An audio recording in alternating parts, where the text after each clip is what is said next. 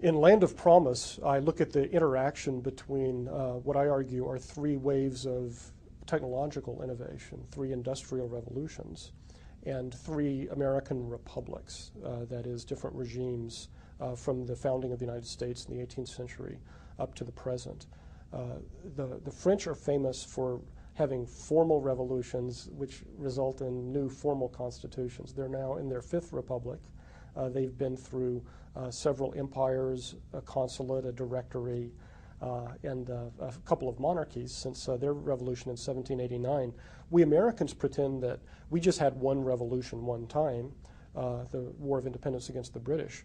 And since the adoption of the federal constitution in 1787-88, we've had continuity of government. Most political scientists and historians, though, argue that you can talk about different regimes or different republics. There are long periods of stability and then sudden bursts of reform, usually during crises, like the American War of Independence and its aftermath, the Civil War and Reconstruction, and the Depression and the New Deal and World War II.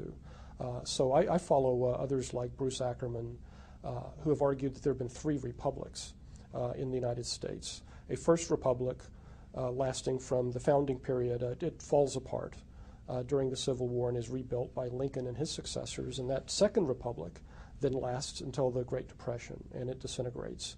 And Franklin Roosevelt and his descendants, or his political successors, including modern Republicans like Eisenhower and Nixon, then construct this third republic.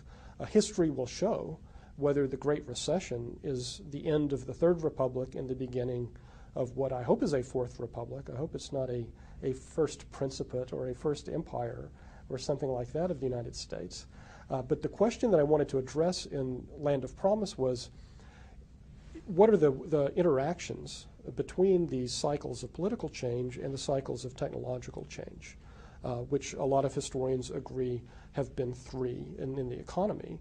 The first industrial revolution based on steam power, the second industrial revolution, which really got going in the 1860s and 1870s, around the time of the Civil War and Reconstruction. And that was based on the invention of the internal combustion engine and the commercialization and adoption of electricity and electrical motors. And finally, you have the third industrial revolution based on computers and microelectronics, along with nuclear power, jet engines, and satellites and space travel, which really get going in the 1940s, but don't begin to transform ordinary daily life until the 1980s and 1990s. And the explanation I came up with in Land of Promise is that American political institutions are always solving the problem of the previous industrial revolution. So there's a time lag. You get this new wave of technology that starts transforming the economy the way steam engines did. So you initially have the steam engine. Nobody can figure out what to do with it. Then you can put it on a ship and you have a steamboat.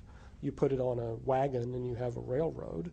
It creates enormous markets. The enormous markets create big businesses. It just outgrows the original small local scale of American government, and it creates problems which build up until there's a crisis. In this case, the political crisis of the Civil War, which is indirectly related to the transformation of the North and the South by industrialization in the North and by the growth of cotton agriculture in the South, as part of what was actually the British imperial economy, of which the American South was the major supplier of cotton to the British textile industry. So Lincoln comes to power. The Lincoln Republicans create national banking. They have national infrastructure on a scale worthy of the steam era, the transcontinental railroads, the telegraphy, all of this. They create not only the institutional, but the physical framework for a steam era industrial republic. And at the very moment that the ink is drying in Congress on the Banking Acts and the Transcontinental Railroad Acts, in laboratories, most of them in Germany and France and in Britain at the time, but also the United States, Edison, for example, engineers and scientists are creating the next wave of technology, which will render Lincoln's republic obsolete in a couple of generations. And I argue in Land of Promise that that is indeed what happened. Once you had this new wave of technologies began reshaping the economy and society, automobiles, electrical grids, automated, increasingly mechanized factories. At that point, the arrangements of the 1860s and 1870s, the last period of reinvention, had worked very well. They were a great improvement over the previous, by that time, anachronistic institutions. But now they were obsolete, and they were colliding with these emerging patterns in the economy and society.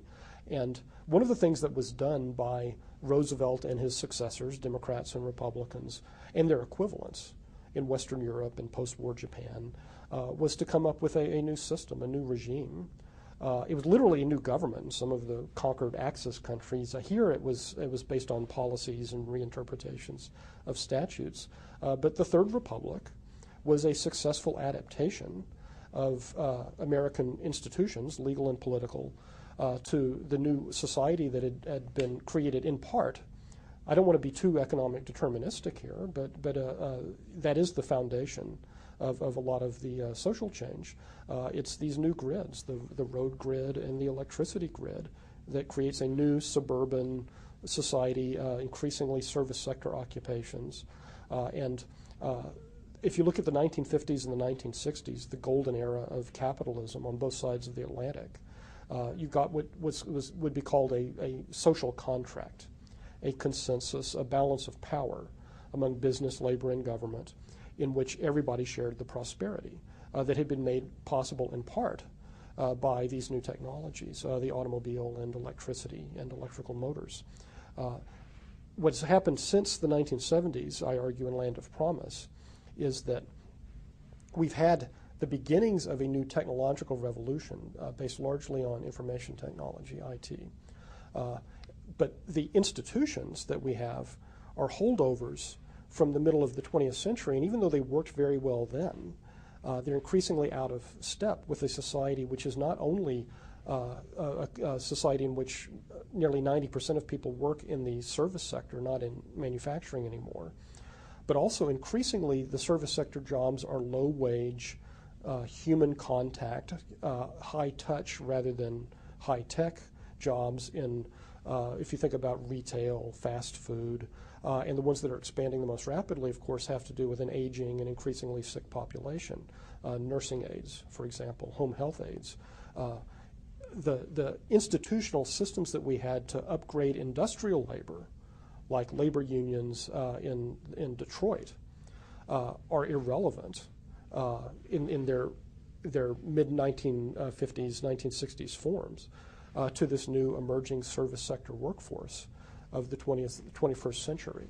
So one of the challenges is to literally rebuild America's physical structure.